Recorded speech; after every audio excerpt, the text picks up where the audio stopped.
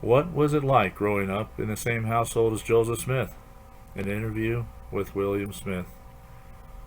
If you search the internet, you can find lots of information on the early church, but much of it is in error. There's a lot of historical fact that dominates it, but there's error too. Here's Wikipedia, a notorious site for truth and error mixed together. This is what it says about William Smith. Basically what's said here, that's mostly truth. Now, William Smith was born March 13th, 1811. He lived until November 13th, 1893. From May 24th, 1845 through October 6, 1845, William Smith served as the third presiding patriarch of the LDS Church. Preceding him was Joseph Smith Sr. and Hiram Smith. William Smith was also one of the original 12 apostles. This is taken from a book called The Fate of the Persecutors of the Prophet Joseph Smith by N.B. Lundwall. Page 20. Before William Smith, brother of Joseph and Hiram Smith, died, he was visited by J.W. Peterson. That gentleman has written an account of the interview with Father Smith to Zion's Enzyme, a paper published at Independence, Missouri. It is written from Bradfield, Wisconsin, and is as follows. Brother Briggs and I visited him next day after he returned from St. Paul, it being about 2 weeks before his death. We found him able to be about the house and quite willing to talk. After passing the time of day, Brother Briggs and he spoke of former meetings and finally drifted on to the subject of Brother Smith's early boyhood and his knowledge of the rise of the church, the Book of Mormon, etc. Brother Briggs then handed me a pencil and asked Brother Smith if he ever saw the plates his brother had, from which the Book of Mormon was translated. He replied, I did not see them uncovered, but I handled them and hefted them while wrapped in a tow frock, and judged them to have weighed about 60 pounds. I could tell they were plates of some kind, and that they were fastened together by rings running through the back. Their size was as described in Mother's history. Brother Briggs then asked, did any of the others in the family see them? Yes, he said. Father and my brother Samuel saw them, as I did, while in the frock. So did Hiram and others of the family. Was this frock one that Joseph took with him especially to wrap the plates in? No, it was his everyday frock, such as young men used to wear then.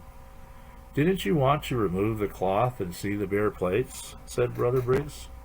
No, he replied, for Father had just asked if he might not be permitted to do so. And Joseph, putting his hand on them, said, No, I am instructed not to show them to anyone. If I do, I will transgress and lose them again. Besides, we do not care to have him break the commandment and suffer as he did before. Did you not doubt Joseph's testimony sometimes? Said Brother Briggs. No, was the reply. We all had the most implicit confidence in what he said. He was a truthful boy. Father and mother believed him. Why should not the children? I suppose if he had told crooked stories about other things, we might have doubted his word about the plates. But Joseph was a truthful boy. That father and mother believed his report and suffered persecution for that belief shows that he was truthful. No, sir, we never doubted his word for 1 minute. Well, said Brother Briggs, it is said that Joseph and the rest of the family were lazy and indolent. We never heard of such a thing until after Joseph told his vision, and not then by our friends. Whenever the neighbors wanted a good day's work done, they knew where they could get a good hand, and they were not particular to take any of the other boys before Joseph either. We cleared 60 acres of the heaviest timber I ever saw. We had a good place. We also had on it from 12 to 1,500 sugar trees. And to gather the sap and make sugar and molasses from that number of trees was no lazy job. We worked hard to clear our place, and the neighbors were a little jealous. If you will figure up how much work it would take to clear 60 acres of heavy timberland, heavier than any here, trees you could not conveniently cut down, you can tell whether we were lazy or not. And Joseph did his share of the work with the rest of the boys. We never knew we were bad folks until Joseph told his vision. We were considered respectable till then. But at once people began to circulate falsehoods and stories in a wonderful way. Were your folks religiously inclined before Joseph saw the angel? Asked Brother Briggs. Yes, we always had family prayers, since I can remember. I well remember Father used to carry his spectacles in his vest pocket, feeling in his lower right hand pocket to show us how and where. And when the boys saw him feel for his specs, we knew that was a signal to get ready for prayer. And if we did not notice it, Mother would say, William, or whoever was the negligent one, get ready for prayer. After the prayer, we had a song we would sing. I remember part of it yet. Another day has passed and gone. We lay our garments by it. Hiram, Samuel, Catherine, and Mother were members of the Presbyterian Church. My father would not join. He did not like it because a Reverend Stockton had preached my brother's funeral sermon and intimated very strongly that he had gone to hell. For Alvin was not a church member, but he was a good boy, and my father did not like it. What caused Joseph to ask for guidance as to what church he ought to join? Asked Brother Briggs. Why, there was a joint revival in the neighborhood between the Baptists, Methodists, and Presbyterians, and they had succeeded in stirring up quite a feeling. And after the meeting, the question arose, which church should have the converts?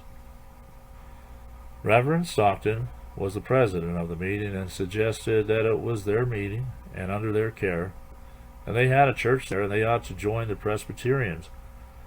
But his father did not like Reverend Stockton very well.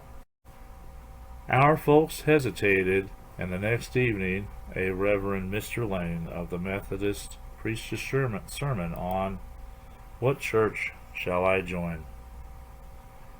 And the burden of his discourse was to ask God, using as a text, If any man lack wisdom, let him ask of God, who giveth to all men liberally.